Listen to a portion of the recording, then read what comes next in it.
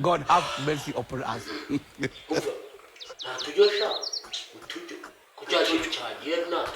Tujyo se twabura tujyo na twabura muri bo gitembe tujyosha uretse murebere abantu babanje uretse murebere nimba ari nako kushiro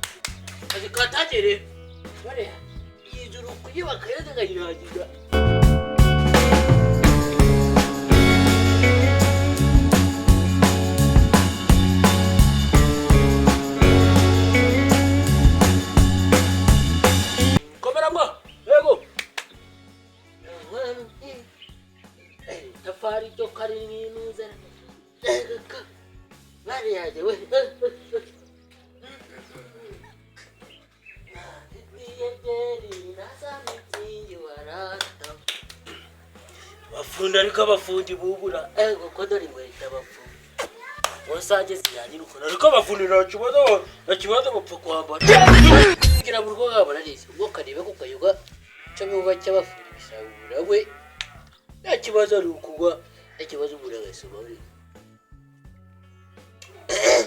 na kunje karayoje cyane kaze kagakomeza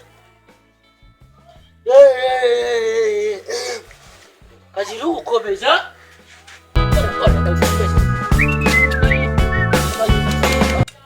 oje saka rero ikirayi katsobeho gakeya kugira ngo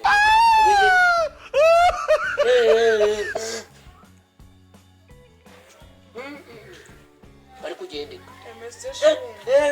komera sheri mwaje sikome kora cyane kabukarimo nari gusoma ariko wasoma eka nandebaho no kibisera ubivuga kandi ariko nta kibazo nanaje no kugugurira kawo kabasheri ndwese kagize neza ntabwo no wanje cyane cyane nibicyo nani kugurira cyo ntabwo okay mo akazi kambe nganetse ndana karangije tutatugenda nta kibazo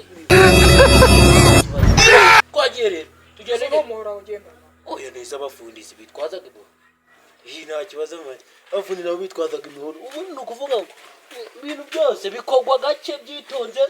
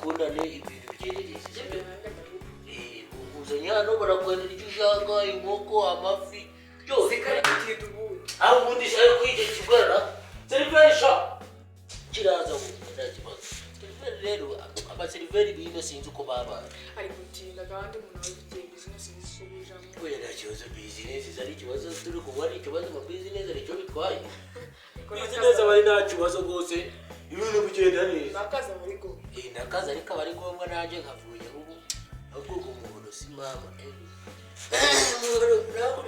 kanga wegetse hano kugira ngo nivera bantu hapo seriveri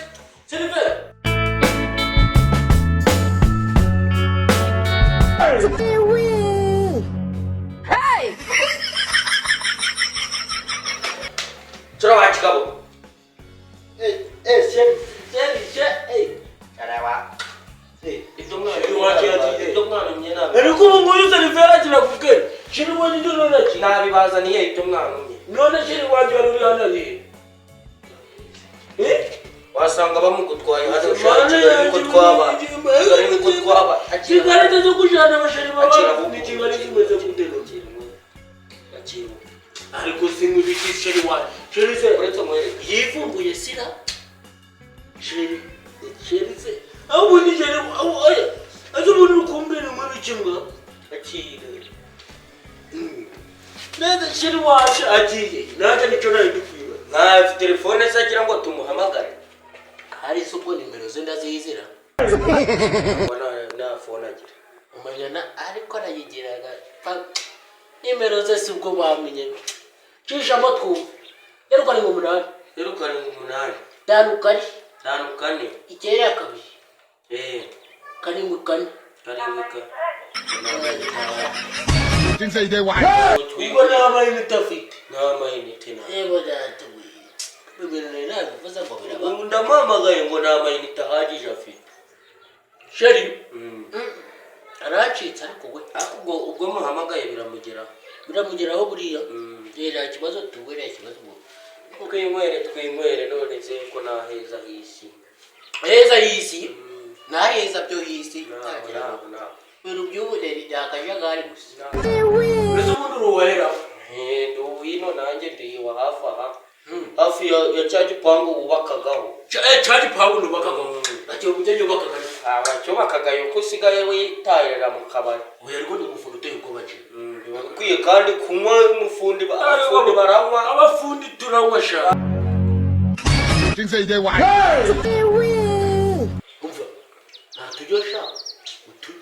Kujaje cyagiye tujyo se twabura muri logitime tujosha uretse murebere abantu babaje nimba nako kushiro akavoka nako gapfa kugashira nimungure ziraharari oya reba akavoka ari gushira kindarana kicu umuntu sha gapfa nene rugomuntu babasha baje nuko mbona kira usigendera yakicu umuntu agapfa neza ugira bakurashe gufata mwere tujyo turanaje koraza kogwa wowe soza katozo tujosha n'ukora atasha uri umuntu mukuru cyane ngarase ko bimeze nk'ubukode wa mwana we none habafundi abonye nta n'umuyede ugira nawe nyina nikoreye nyamara hari arapatanye nugu patanye akanga abafundi murajya agambere narakariye ngo murajya pe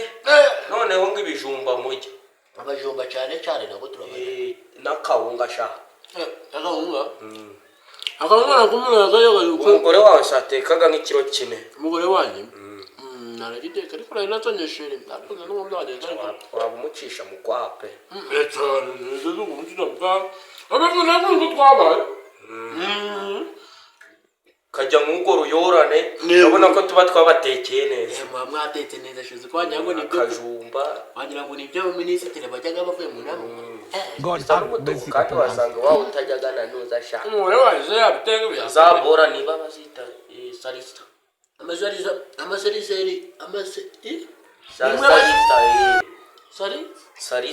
Sarisa seni.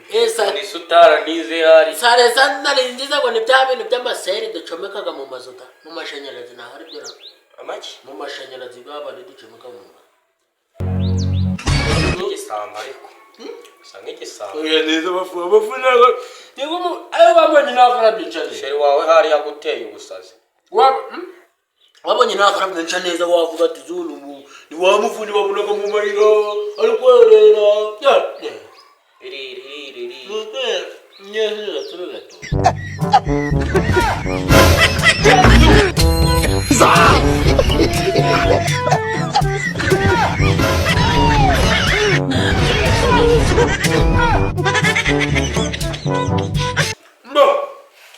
Urakoze cyane rero umwana w'amama. Urakoze rwose ni ngombwa kwakira abantu neza nk'umutuzo. Kari byose twigishije twarabyigishijwe murabitozwa muri ntore.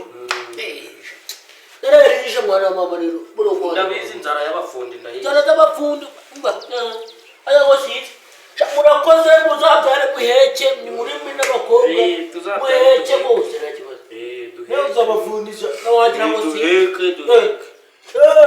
Natari nibaje umuntu wanyisha ngaburo kandi ariko kangaburira. Karangaburira gose nagira ngo tubinde. Wagira ngo urakoze cyane gose sha. Ariko gere ari utuntu tutavuganyeho gato. Utuntu tw'imiki. Ugiye utamaye shaka umufuka. Imifuka uzaze aho mbaga nzaze. Oya. Imifuka zo kwarira mu bushaka. None se. hano hari ibinyobwa wanyweye utishuye. Uyu mwana niyo cyangwa ukeneye fagitire. Fagitire y'ibigenda bite? Y'ibyo wakoresheje. Fagitire? Ishura sha. Ni ishuri bikimwa? Ishura. None fagitire? Fagitire. Ibaze taraga mu maresitora. Muri resitora nyine none sawa wagize ngo ni kwa muturage wawe wagiye kurya. None kone wanyoheje. Wanyoheje wa mwana. Arega nanjye nabonye kuri igisambo guhera. Gisambo. Ubonaga nicaye muri inze wagize ngo nabonaga wacika. Gisambo. Nabonye. Nari ngo nubaka hinya. Masha natwe inzarira twica. Bose abakeneye amafaranga. Ariko no mwana we na. Ariko amafaranga ashaka amafaranga ashaka. Mereza tutavana.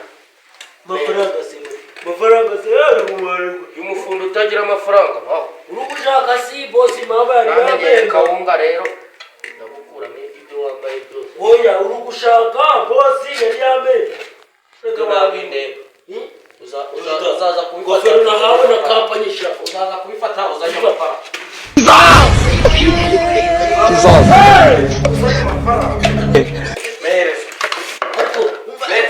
Reba n'amasahani kumena uzaza uje kuyisha. Amasahani se arashaka. Ibyo bicikagurirwa byose namenya niyo byaho. Ariko abantu bindi musiga mwabura umuntu sha. Reba ukuntu gisiza wagira ngo ni ingurube zahakiniye. Oya musiga mwabura abantu bakagenda. Ndakubona.